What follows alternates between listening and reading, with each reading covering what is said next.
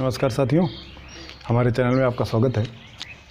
आज आपको हम जो है विज्ञान का प्रकाश जो है अध्याय का पाठ पढ़ाने जा रहे हैं। प्रकाश जो है जिसको इंग्लिश में लाइट बोलते हैं, तो उसके बारे में हम आज अच्छे से अध्ययन करेंगे। प्रकाश चैप्टर का जो है, तो यहाँ ये देखते हैं पहली चीज़ कि प्रकाश है क्या, ठीक है। और प्रकाश जो है हमारे दैनिक जीवन में हमको क्या मदद करता है, ठीक है।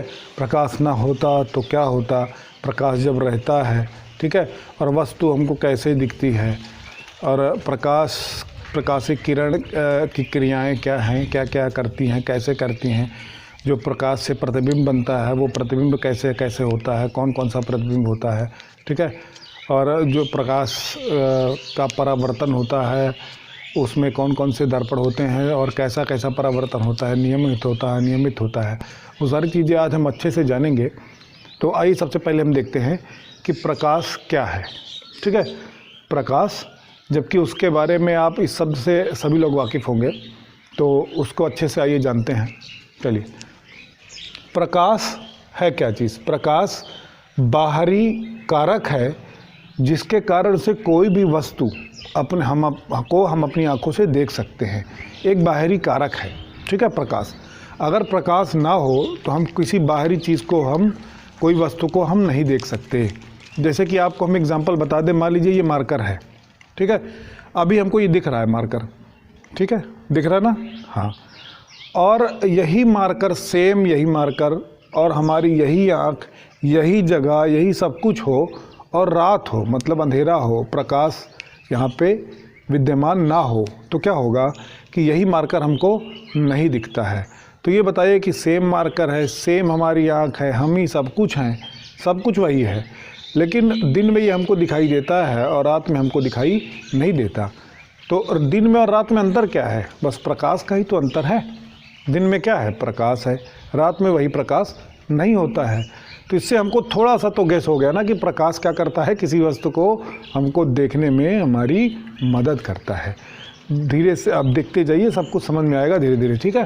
चलो, कह रहा है कि प्रकाश क्या है, कोई बाहरी कारक है जिसके कारण से हमको कोई वस्तु देख पाने में आसानी होती है, या प्रकाश हमारी मदद करता है, ठीक है। आइए देखते हैं। एग्जाम्पल वही है, जैसे कि वही वस्तु है, सब कुछ वही है, और वही रात में देखते हैं तो वस्तु हमको दिखाई। जैसे कि एक आपके घर में देखा होगा कि एक जो है कमरा रहता है जिसमें बॉक्स रखा रहता है, पैसे वैसे वाली चीज़ रहती है, गहना वहना रखा रहता है, वो बहुत ही अंधेरा रहता है उसमें। तो दिन में आप जाएंगे या लाइट आप जला के जाइए, लाइट ऑन करके जाएंगे तो कोई भी वस्तु आपको उसमें अंदर जो रखी है वो सब दिखाई देती है। और वही लाइट ऑफ करके अगर उसके अंदर घुसिए तो क्या वो वस्तु आपको दिखाई देती है? आपको नहीं दिखाई देगी। बस ऐसे टटोलने से, हाथ से एहसास करने से तुमको पता चल सकता है, बाकी वो वस्तु हमारी आंखों से दिखाई नहीं देगी, ठीक है। चलिए, स्रोत क्या है? कह रहा है जो प्रकाश है, प्रकाश आता कहाँ से है, प्रकाश उत्सर्जित करने वाले स्रोत कौन कौन से हैं और किस किस प्रकार के हैं। तो प्रकाशिक स्रोत जो हैं वो मुख्यतः दो प्रकार के हैं, प्राकृतिक स्रोत और मानव निर्मित स्रोत। दो तरह के स्रोत हमारे पास हैं, और उसमें दो कौन कौन से हैं? एक प्राकृतिक है और दूसरा मानव निर्मित है। आपके सामने दिख रहा होगा, ये जो हम पढ़ा रहे हैं ये प्रकाश के कारण से आपको दिख रहा है। प्रकाश ना होता तो हम एकदम काला काला दिखता है इसमें, स्क्रीन में कुछ पता ना चलता आपको क्या लिखा हुआ है, हम कौन है, हमारा चेहरा कैसा है, ठीक है। चलिए आइए देखते हैं। तो प्राकृतिक स्रोत जो है वो, जैसे एग्जाम्पल है सन, सूरज जो है वो हमारा प्रकाश देता है, प्राकृतिक स्रोत है, भगवान के द्वारा बनाया गया है, हमने उसको नहीं बनाया है, वो प्रकाश दे रहा है। दूसरा, कुछ ऐसे स्रोत हैं जो हमने खुद बनाया है, वो भी प्रकाश देता है, जैसे मोमबत्ती है, बल्ब है, ठीक है। वो सारी चीज़ें क्या है? मानव निर्मित स्रोत हैं, वो भी प्रकाश देते हैं। आग जलाएंगे कहीं पे, उससे भी प्रकाश होता है, वो क्या है? मानव निर्मित स्रोत है, ठीक है। आगे आइए देखते हैं। प्रकाशिक स्रोत जो हैं वो मुख्यतः दो प्रकार के होते हैं। प्रकाशिक स्रोत भी मुख्यतः दो प्रकार के हैं। कौन कौन से? एक प्रदीप्त और दूसरा अदीप्त। प्रदीप्त वस्तुएं ऐसी वस्तुएं जिनके पास स्वतः का प्रकाश उत्पन्न करने की क्षमता होती है, उनको बोलते हैं प्रदीप्त वस्तुएं। जैसे कि सन क्या है? सूरज क्या है? हम जाते हैं क्या वहाँ पे टॉर्च लेके या हम माचिस लेके जाते हैं, जलाते हैं तभी उजाला होता है, ऐसा नहीं है। वो खुद उसका उनके पास खुद का प्रकाश है। तो इस तरह की वस्तुएं जिनके पास अपना खुद का प्रकाश होता है उसको बोलते हैं प्रदीप्त वस्तुएं, और जिनके पास अपना खुद का प्रकाश नहीं होता उनको हम क्या बोलते हैं, अदीप्त वस्तुएं। तो मुख्यतः प्रकाशिक स्रोत जो है कितने प्रकार के हो गए, प्रदीप्त और अदीप्त। जिनके पास खुद का प्रकाश है उसको बोलेंगे प्रदीप्त, जिनके पास खुद का प्रकाश नहीं है उसको बोलेंगे अदीप्त वस्तुएं, या इंग्लिश में बोलेंगे नॉन ल्यूमिनस ऑब्जेक्ट, और इंग्लिश में बोलेंगे प्रदीप्त को ल्यूमिनस ऑब्जेक्ट, मतलब खुद का प्रकाश रखने वाला। ठीक है, एग्जाम्पल है प्रदीप्त का, जैसे हो गया सन, हो गया बल्ब, हो गया, इनके पास खुद का प्रकाश है, इसमें कुछ अलग से देना नहीं पड़ता, किसी की मदद नहीं लेते वो। और अदीप्त वस्तु क्या है, जैसे मेज है, कभी प्रकाश वो देती है, कुछ भी कर लो लेकिन वो प्रकाश नहीं देगी, प्रकाशिक होगी, जब प्रकाश किसी का पड़ेगा उस पर तो वो भी चमकने लगेगी। ठीक है, और जैसे कि चंद्रमा है, चंद्रमा को आपको पता ही है कि खुद का प्रकाश नहीं है, वो सूरज के प्रकाश से प्रदीप्त होती है। ठीक है, सूरज का प्रकाश पाती है तो चार्ज हो जाता है चंद्रमा, वो फिर हमको रात में दिखाई देता है। जैसे ही सूरज उगता है तो चंद्रमा हमको दिखाई नहीं देता है। तो एग्जाम्पल हो गया प्रदीप्त वस्तुओं का, एग्जाम्पल हो गया सन, अदीप्त वस्तुओं का एग्जाम्पल हो गया चंद्रमा, मेज, कुर्सी, टेबल और बहुत सारी चीज़ें। आइए आगे देखते हैं प्रकाश के गुण। अब प्रकाश जो हमने देख लिया कहाँ से आ रहा है ये भी देख लिया, प्रकाश है क्या, प्रकाश क्या मदद करता है ये भी हमने देख लिया, प्रकाश के गुण क्या हैं। पहली चीज़, जो प्रकाश है वो किस फॉर्म में चलता है, हवा जैसे ये कैसे चलती है, ये क्या चीज़ है। तो प्रकाश जो चलता है इलेक्ट्रोमैग्नेटिक वेव के रूप में चलता है, इलेक्ट्रोमैग्नेटिक वेव के रूप में चलता है। इलेक्ट्रोमैग्नेटिक इंग्लिश में क्या बोलते हैं, इंग्लिश में क्या, हिंदी में क्या बोलते हैं, तरंग के रूप में। ठीक है, चलिए प्रकाश के गुण क्या है, पहला क्या है, इलेक्ट्रोमैग्नेटिक वेव के रूप में चलता है। दूसरी चीज़, प्रकाश सीधी रेखा में चलता है, हमेशा प्रकाश सीधी रेखा में चलता है। कभी टॉर्च आपने देखा कि टॉर्च आप रात में जब जलाते हैं तो ऐसा कभी देखा है कि प्रकाश हम जिस कमरे में मार रहे हैं, टॉर्च की रोशनी कर रहे हैं, तो वो टेढ़ा ऐसे मुड़ के खिड़की से हो के दूसरे कमरे में ऐसे चला जाता है क्या, नहीं जाता है, तभी जाएगा। या ऐसा हो सकता है कि जो है कोई परावर्तन करने वाला कोई ऐसा जैसे शीशा हो, दर्पण हो, तीनों कोने में लगा हो तो उसको डाइवर्ट करके उसके प्रकाश को दूसरे कमरे में ले जाए तो अलग चीज़ है। बाकी वो प्रकाश जो है जहाँ हम करते हैं सीधी, देखते हैं कि सीधी, जैसे कि आप ठंडी में कोहरा रहता है तब आप टॉर्च को प्रदीप्त करिए तो देखिए आपको पता चलेगा कि सीधे आपकी रोशनी जहाँ जा रही है सीधे आपका उसका दिख रहा है, एक किरण की तरह दिख रहा है। ठीक है, इससे पता चलता है कि प्रकाश सीधी रेखा में चलता है। तीसरा है स्वतः दिखाई नहीं देता बट वस्तुओं को देख पाने में हमारी मदद करता है। प्रकाश खुद हमको दिखाई नहीं देता लेकिन वो वस्तु जो है जिस पे वो पड़ता है उस वस्तु को हम अपनी आँखों से देख पाते हैं, ये हमारी प्रकाश मदद करता है। आइए देखते हैं। चौथा है निर्वात में प्रकाश की, निर्वात में प्रकाश चल सकता है। निर्वात मतलब ऐसा स्थान जहाँ पे कुछ ना हो, कोई एक भी मॉलिक्यूल ना हो, कोई भी एक कण ना हो, वहाँ पे भी प्रकाश चल सकता है जबकि ध्वनि नहीं चल पाती है। ठीक है, तो प्रकाश निर्वात में भी चल पाता है और जबकि निर्वात में प्रकाश की चाल कितना है, 3 गुणित 10⁸ मीटर प्रति सेकंड। 3 गुणित 10⁸ मीटर, एक सेकंड में 3 गुणित 10⁸ मीटर चलता है प्रकाश निर्वात में, इतना तेज चलता है। परावर्तन अपवर्तन 2 क्रियाएं करता है और प्रकाश जो है वो क्या करता है, प्रकाश के द्वारा 2 क्रियाएं होती हैं, परावर्तन की क्रिया और अपवर्तन की क्रिया। तो यहाँ पे हम परावर्तन की क्रिया देखेंगे और दूसरे वीडियो में हम अपवर्तन की क्रिया देखेंगे जो प्रकाश के द्वारा होती है। ठीक है, तो प्रकाश का परावर्तन जो है होता क्या है कि जब प्रकाश किसी एक माध्यम से, जैसे हवा में चल रहा है प्रकाश, तो किसी एक माध्यम से चलते हुए किसी ऐसी वस्तु पे पड़ता है जिसका जो है सरफेस जो है चिकना होता है, तो प्रकाश क्या होता है, परावर्तित होता है। किसी एक माध्यम में चल के प्रकाश परावर्तित होने के बाद उसी माध्यम में पुनः वापस आ जाता है, इसको बोलते हैं प्रकाश का परावर्तन। जैसे कि हम कभी कभी बचपन में करते थे, शीशा लेके छत पे चढ़ जाते थे और प्रकाश सन की रोशनी जो आती थी सूरज की, उससे क्या करते थे, उसको ऐसा सेट करते थे कि सन की रोशनी शीशे में पड़ती थी, शीशे में पड़ने के बाद परावर्तित होने के पश्चात कोई जो नीचे बच्चा रहता था उसके आँख में हम लोग मारा करते थे। तो प्रकाश देखो हमने आ रहा था सन से, उसको हमने डाइवर्ट कर दिया, परावर्तित कर दिया उस लड़के के जो नीचे खड़ा रहता था उस लड़के के आँख के पास।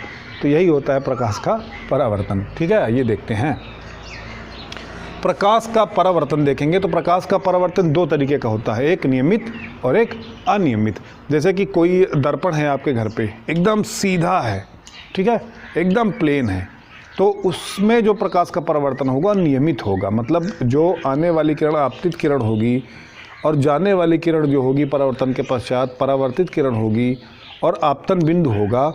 जैसे ये है आपतित किरण, परावर्तित किरण और आपतन बिंदु, आपतित किरण, परावर्तित किरण और आपतन बिंदु बीचों बीच का। तो इससे जो ये कोण बन रहा है आपतित किरण और जो है अभिलंब के बीच, आपतित किरण और अभिलंब के बीच और अभिलंब और परावर्तित किरण के बीच जो ये आई और आर जो कोण बन रहा है, ये हमेशा क्या होता है, बराबर होता है। कब? जब नियमित परावर्तन होगा, या कह सकते हैं angle i is equals to angle r. किसमें? जो अगर रेगुलर जो है रिफ्लेक्शन होगा, नियमित परावर्तन होगा, उसमें angle i is equals to always angle r. लेकिन अनियमित परावर्तन में angle i is not equals to angle r. हो भी सकता है और नहीं भी हो सकता, उसकी कोई दशा दिशा नहीं है। जैसे कि अब खुरदुरी वस्तु है, इसमें एक रोशनी आएगी इधर, इधर चली जाएगी, दूसरी आती है इधर, इधर चली जाए, हो सकता है, ठीक है, तीसरी आएगी इधर चली जाएगी, इधर आती है इधर चली जाए। ये इर्रेगुलर रिफ्रैक्शन ऑफ लाइट है। इसमें क्या होता है कि ये इसमें कोई किसी किरण का कोई फिक्स नहीं है, ना आपतित किरण और परावर्तित किरण के बीच जो बना हुआ कोण वो भी बराबर है, इसमें कोई फिक्स नहीं है, दोनों क्या हैं, अलग अलग हैं। ठीक है। और प्रकाश का परावर्तन में क्या होता है कि आपतित किरण जो होती है, अवलंब जो होता है और परावर्तित किरण, तीनों क्या होता है, एक ही बिंदु पर मिलते हैं, किसी कागज़ के, किसी प्लेन के अगर देखा जाए उस पर, तो आपतित किरण, परावर्तित किरण और आपतन बिंदु और अभिलंब सभी एक ही पॉइंट पर मिलते हैं। ठीक है, ये परावर्तन के नियम हैं। पहला नियम क्या है, परावर्तन के दो नियम हो गए एक तरह से देखा जाए तो। पहला नियम क्या है कि angle i is equals to angle r, आपतित किरण द्वारा बनाया गया कोण और परावर्तित किरण द्वारा बनाया गया कोण आपस में क्या होते हैं, बराबर होते हैं। पहले फिर समझ लीजिए, प्रकाश के परावर्तन का पहला नियम कहता है कि angle i is equals to angle r. It means कि आपतित किरण द्वारा और अभिलंब द्वारा बनाया गया कोण एंगल आई, वो परावर्तित किरण द्वारा और अभिलंब द्वारा बनाया गया कोण एंगल आर के बराबर होता है। और दूसरी चीज़, आपतित किरण, परावर्तित किरण, अभिलंब और आपतन बिंदु सभी एक ही पॉइंट पर जाकर मिलते हैं, एक ही बिंदु पर मिलते हैं। ये प्रकाश का परावर्तन का दूसरा नियम हो गया। ठीक है, दोनों नियम समझ में आ गया।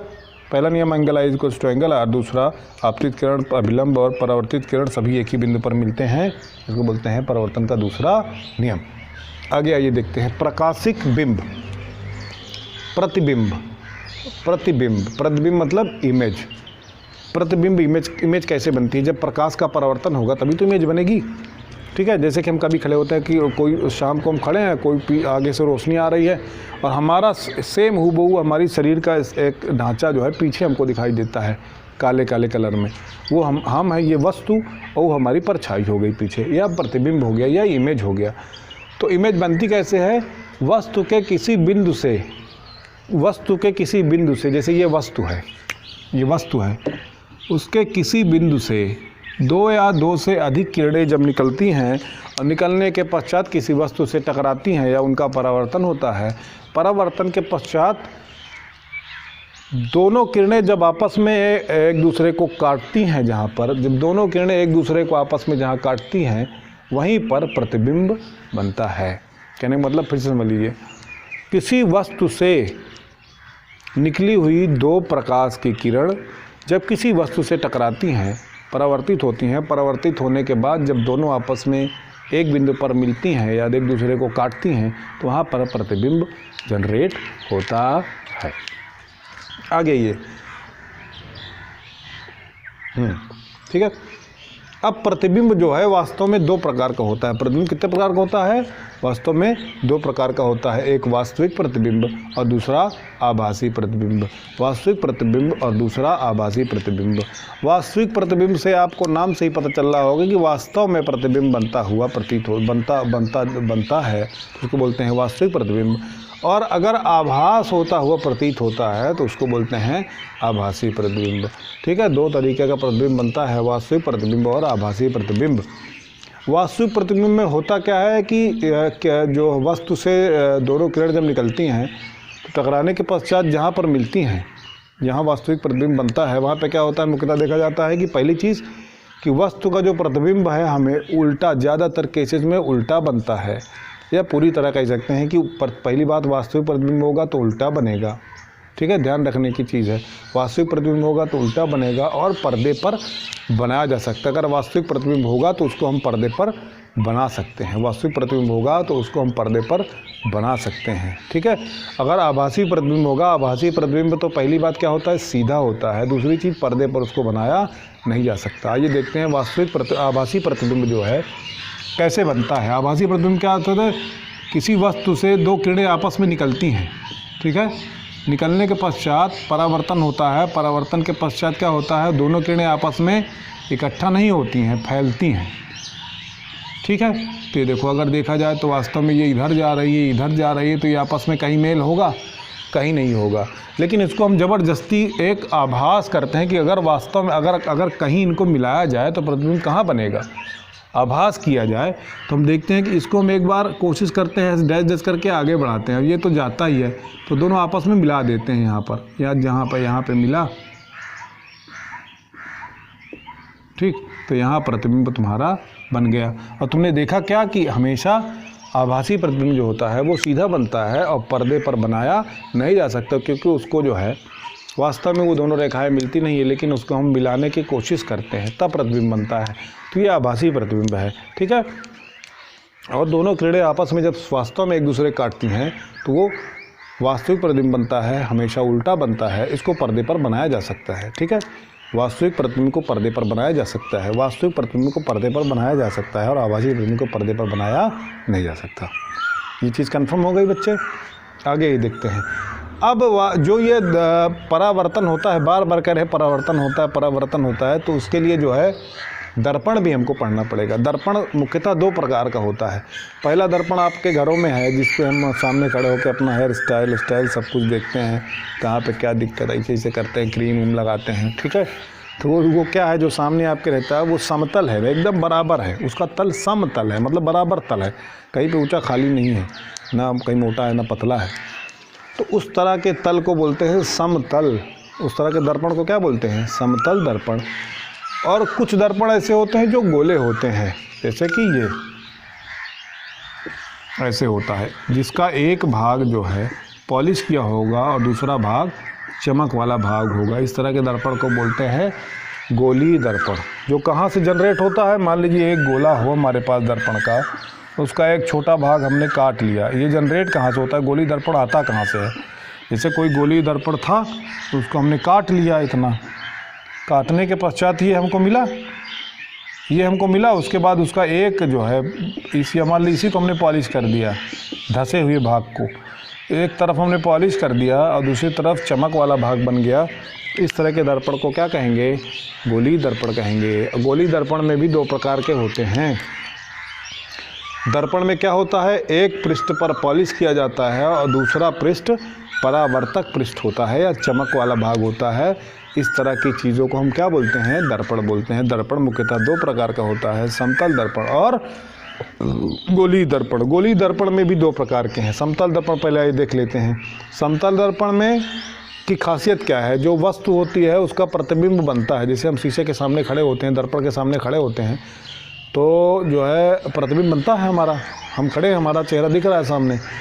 तो कैसा बनता है देखते हैं। समतल दर्पण खासियत क्या है कि समतल दर्पण में पहली चीज़ कि वस्तु जितना दूर होगा, जिस शीशे से हम जितना दूर हैं, दर्पण से हम जितना दूर हैं, प्रतिबिंब भी दर्पण के उतनी ही दूर पीछे की तरफ दिखाई देगा। हम जितने और दूर जाते जाएंगे हमारा प्रतिबिंब और दूर होता जाएगा। हम दर्पण के और पास आते जाएंगे तो हमारा प्रतिबिंब भी पीछे और पास बनता हुआ दिखाई देगा। दूसरी चीज़ बराबर होता है, जितना बड़ा वस्तु होगा, जैसे हमारा चेहरा जितना बड़ा होगा वास्तव में दर्पण में उतना बड़ा ही दिखेगा, ना बड़ा दिखेगा ना छोटा दिखेगा।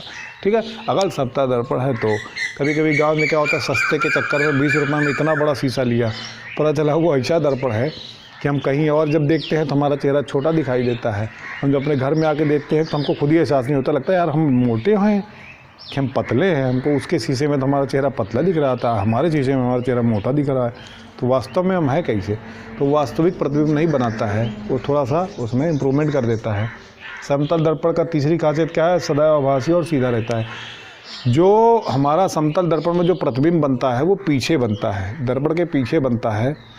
कैसा बनता है, सदैव आभासी बनेगा और सीधा बनता है। हमको दर्पण के पीछे बनता हुआ आभास होता है, ना कि हमारा प्रतिबिंब बनता हुआ दिखाई देता। क्या दिखता है क्या पर्दे पे, नहीं दिखता ना। तो ये आभासी प्रतिबिंब है और सीधा प्रतिबिंब है। क्या उल्टा बनता है क्या, हम अगर ऐसे खड़े हैं तो हम उल्टा दिखाई देते हैं, ऐसा दिखाई देता है, नहीं दिखाई देता।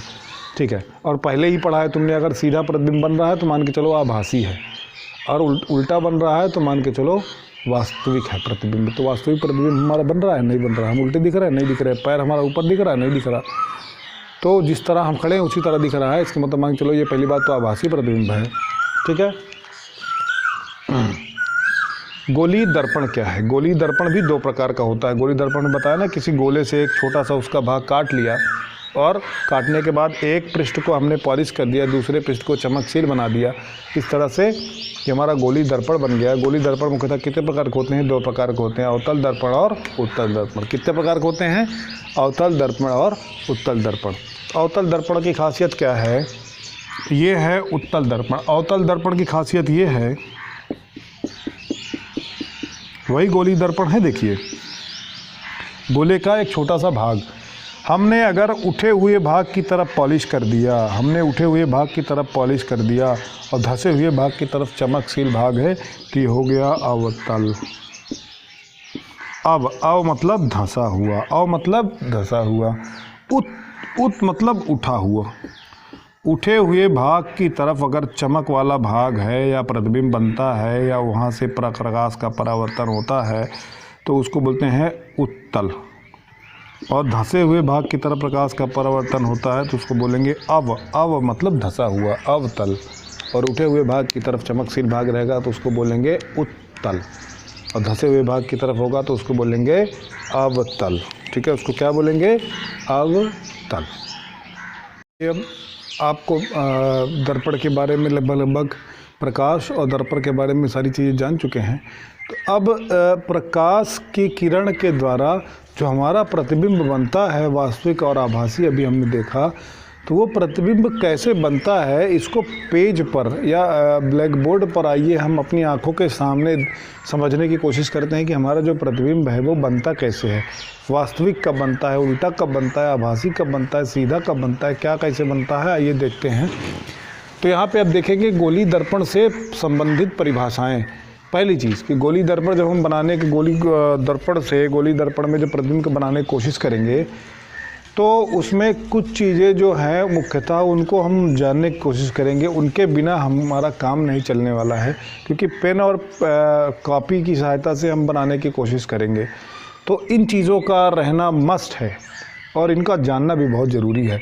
जैसे कि ये आप सामने देख पा रहे होंगे, एक चित्र बना हुआ है, उसमें लिखा हुआ है कि मतलब एक लाइन गई हुई है बीचों बीच, और एक दर्पण बना हुआ है। ये दर्पण कौन सा है, अवतल दर्पण है, मतलब धसे हुए, अव मतलब धसे हुए भाग की तरफ, इसे ये दर्पण है।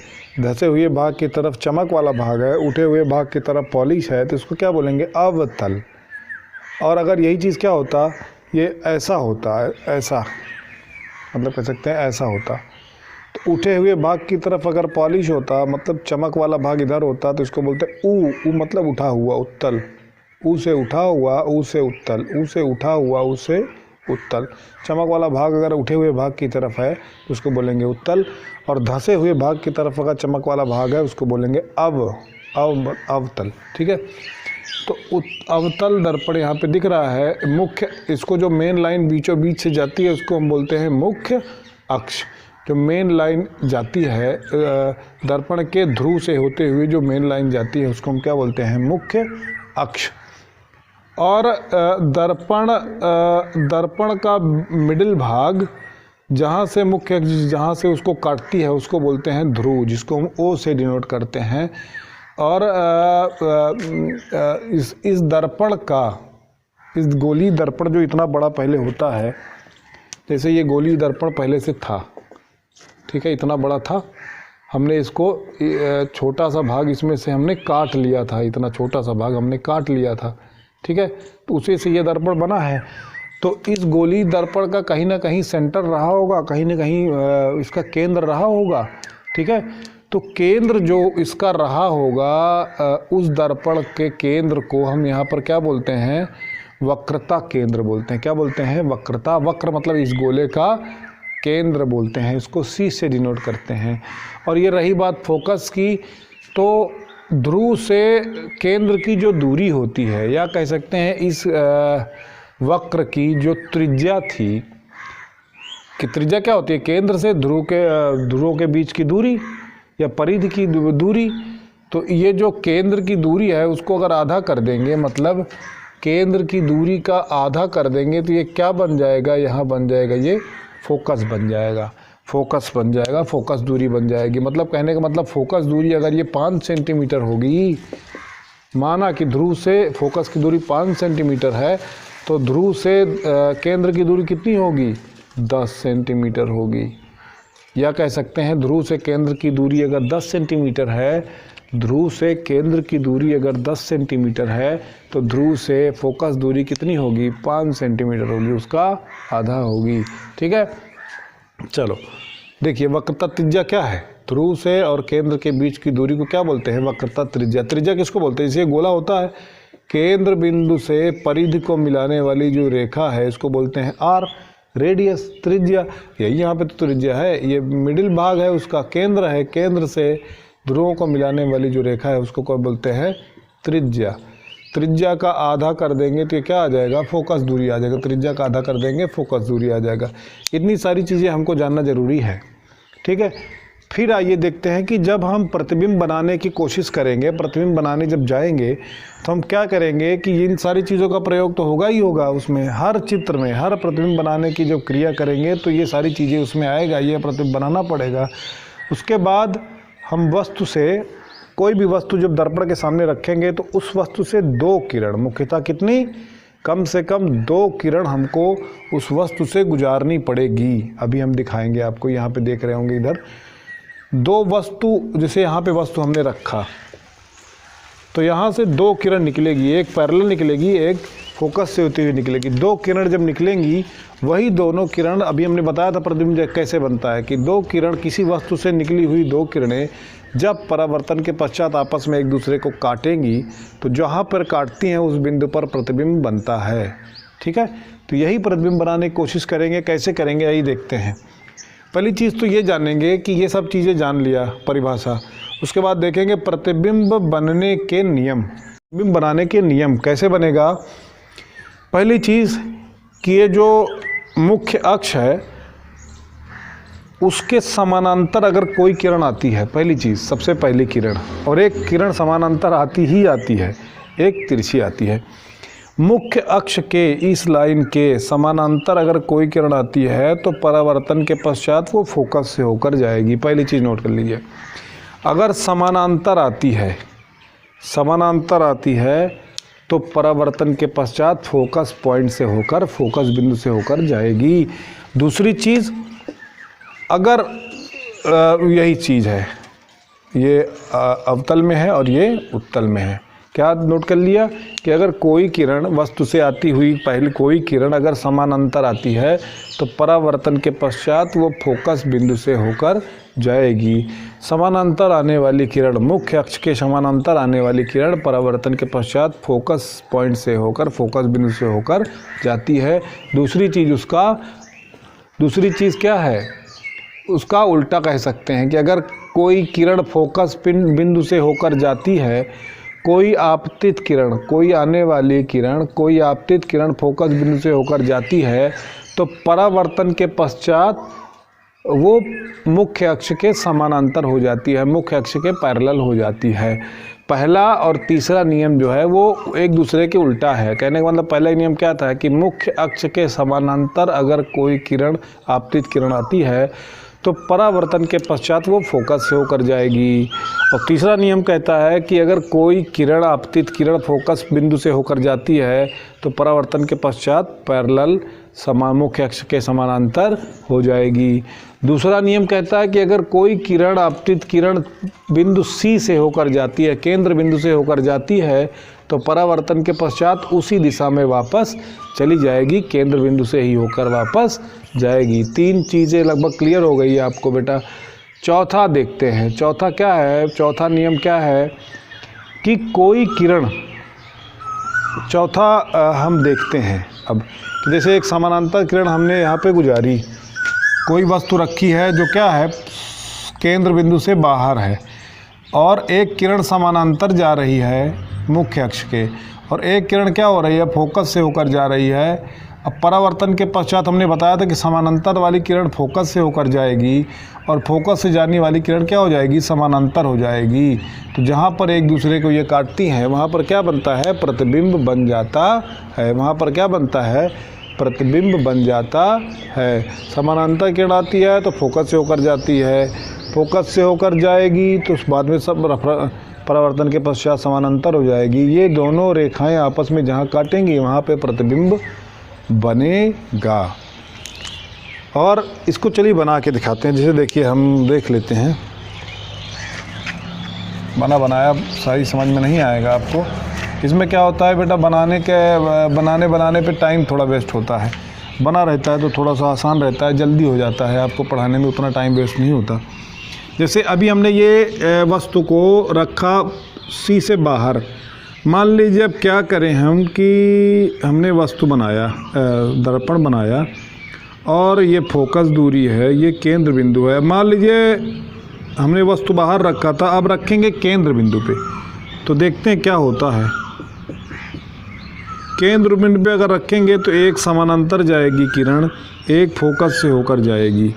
और हमको पता है, दोनों नियम हमने पढ़ लिया है कि जो किरणें समानांतर जाती हैं मुख्य अक्ष के, इसके मुख्य अक्ष के समानांतर जाती हैं तो परावर्तन के पश्चात फोकस से होकर जाती हैं, और जो किरण फोकस से होकर जाती है परावर्तन के पश्चात क्या हो जाती है, समानांतर हो जाती है। परावर्तन के पश्चात समानांतर हो जाती है। इस तरह से ये देखिए, अगर कोई वस्तु C बिंदु पर, केंद्र बिंदु पर हम रखते हैं तो उसका प्रतिबिंब भी केंद्र बिंदु पर बनेगा। कैसा बनेगा, वस्तु से उल्टा बनेगा, वस्तु के बराबर बनेगा। यहाँ पर हमने देखा था कि वस्तु जितनी बड़ी थी वस्तु से छोटा बना था प्रतिबिंब, वस्तु से उल्टा बना था। और C से, केंद्र बिंदु से बाहर थी वस्तु या अनंत पे वस्तु थी, तो उसका प्रतिबिंब कहाँ बनता है, केंद्र और फोकस के बीच बनता है कहीं पे। और तीसरी स्थिति अगर लेते हैं, मान लीजिए यही तीसरी स्थिति हो जाए कि अगर अवतल दर्पण है, फोकस दूरी है, केंद्र बिंदु है, अब वस्तु केंद्र बिंदु पे ना रख के फोकस और केंद्र के बीच रख दिया जाए तो क्या होगा, एक किरण समानांतर जाती है, एक किरण फोकस से होकर जाएगी, समानांतर वाली फोकस से वापस आएगी और फोकस वाली जो है वो समानांतर हो जाएगी। देखो यहाँ पे स्केल और ये सारी चीज़ें तो है नहीं कि नाप जोक के बनाएंगे। कहने का मतलब ये है, ये इस तरह आएगी और ये इस तरह आएगी, तो यहाँ पे कहाँ बनेगा। कहने का मतलब बनना चाहिए तो लगभग और बाहर। अच्छा को नहीं होता रहता, ये देखिए, ठीक है।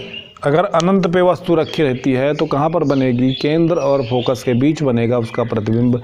केंद्र पे अगर वस्तु हमने रख दिया तो केंद्र पे ही उसका प्रतिबिंब बनेगा, और केंद्र और फोकस के बीच अगर वस्तु को रख दिया तो वस्तु का प्रतिबिंब केंद्र के बाहर चला जाएगा, ठीक है, और वस्तु से थोड़ा सा बड़ा बनेगा, उल्टा बनेगा।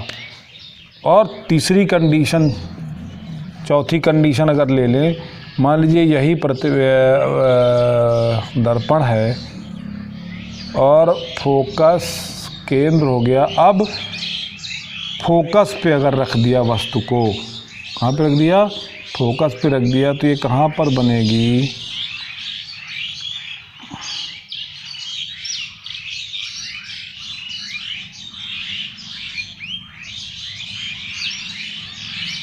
फोकस पर रख दिया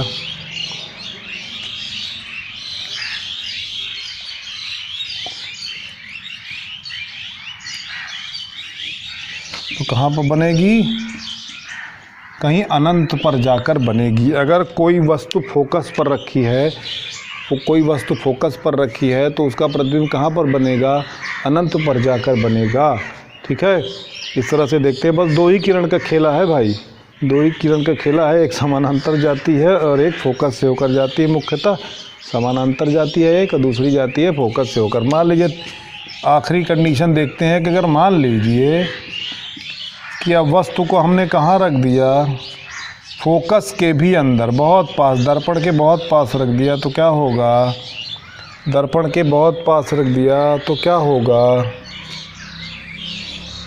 इस तरह से कहाँ बनेगा? अगर बहुत पास रख दिया तो कहाँ मिलेगी? यहाँ लगभग मिलेगी, यहाँ लगभग मिलेगी। तो हमने देखा कि अगर फोकस और ध्रुव के बहुत पास, दर्पण के बहुत पास अगर हमने वस्तु को रख दिया तो उसका प्रतिबिंब कहाँ बनेगा? बहुत दूर बनेगा। और कैसा बनेगा? आभासी बनेगा। ठीक है, ज़बरदस्ती इसको बढ़ा रहे हैं। वास्तव में तो किरण वापस इधर आ रही हैं, लेकिन ज़बरदस्ती उसको बढ़ा रहे हैं, आभास कर रहे हैं कि देखते हैं कहाँ बन जाती है। ठीक है, इसमें देखा गया हमने कि जब फोकस के अंदर हमने वस्तु को रख दिया तो वस्तु से बहुत बड़ा प्रतिबिंब बन जाता है, सीधा बन जाता है। ठीक है, आइए देखते हैं। ये हो गया। अब इस तरह से हमने ये देखा कि वस्तु अगर अनंत पर रहती है, फिर से सुनिए, वस्तु अगर दर्पण के सामने अनंत पर रहती है, वस्तु कहाँ पर रहती है? वस्तु अगर अनंत पर है, मतलब केंद्र के बहुत बाहर, तो वस्तु का प्रतिबिंब केंद्र और फोकस के बीच बनता है। ध्यान से समझिए, जितना वस्तु दूर रहता है प्रतिबिंब उतना दर्पण के पास बनता है। अगर वस्तु और पास लाते हैं तो प्रतिबिंब और दूर भागता है, वस्तु को और पास लाते हैं तो प्रतिबिंब और दूर भागता है, वस्तु को और पास लाते हैं तो प्रतिबिंब और दूर भागता चला जाता है। कहने का मतलब दर्पण के सामने वस्तु को जितना दर्पण के पास ले जाएंगे प्रतिबिंब उतना ही दूर भागता चला जाता है। एक समय ऐसा आता है कि जब दर्पण के बहुत पास प्रतिबिंब को रख देते हैं तो क्या हो जाता है कि वस्तु का प्रतिबिंब जो है वो वस्तु से बहुत बड़ा बनता हुआ प्रतीत होता है और सीधा बनता हुआ प्रतीत होता है। इस तरह से हमने थोड़ा सा जाना कि प्रतिबिंब कैसे बनता है। ये हमारा तो पेन और कॉपी पे हो गया। ये इसी तरह से हमारा प्रतिबिंब क्या है, हमारी आँखों में भी बनता है। हमारी आँखों के पीछे एक रेटिना होता है, उस पर हमारा प्रतिबिंब बनता है। वही हम समझने की कोशिश कर रहे हैं। यहाँ हमारा जो छाया प्रतिछाया हमारी बनती है वो इसी तरह बनती है जैसे हमने प्रकाश पेन और कॉपी पे हमने ब्लैक बोर्ड पे और मार्कर से हमने देखा। इसी तरह से प्रतिबिंब बनता है प्रायः। ठीक है, और इसका आगे वाला भाग, क्वेश्चन आंसर वाला भाग, कि जैसे कि कभी कभी ये भी पूछता है ना कि मान लीजिए, ये तो आपको थोड़ा सा पता हो जाता है कि अनंत पे वस्तु है तो फोकस पर बनेगी, और सी के बाहर है वस्तु तो सी और एफ के बीच प्रतिबिंब बनेगा। और किसी वस्तु को अगर हमने सी पर रख दिया, केंद्र पर रख दिया, तो प्रतिबिंब उतना ही बड़ा बनेगा, उल्टा बनेगा, सी पे ही बनेगा, केंद्र पे ही बनेगा। अगर वस्तु को हमने सी और एफ के बीच रख दिया तो वस्तु का प्रतिबिंब सी के बाहर बनेगा। अगर वस्तु को हमने एफ पर रख दिया तो वस्तु का प्रतिबिंब अनंत पर बनेगा। वस्तु को हमने सी के अंदर रख दिया तो आभासी बन जाएगा। और कैसा बन जाएगा? सीधा बन जाएगा प्रतिबिंब, और बहुत बड़ा, वस्तु से बहुत बड़ा बन जाता है। इस तरह से, और यही चीज़ें क्वेश्चन में पूछता है। कभी कभी ये न्यूमेरिकल दे देगा कि मान लीजिए अगर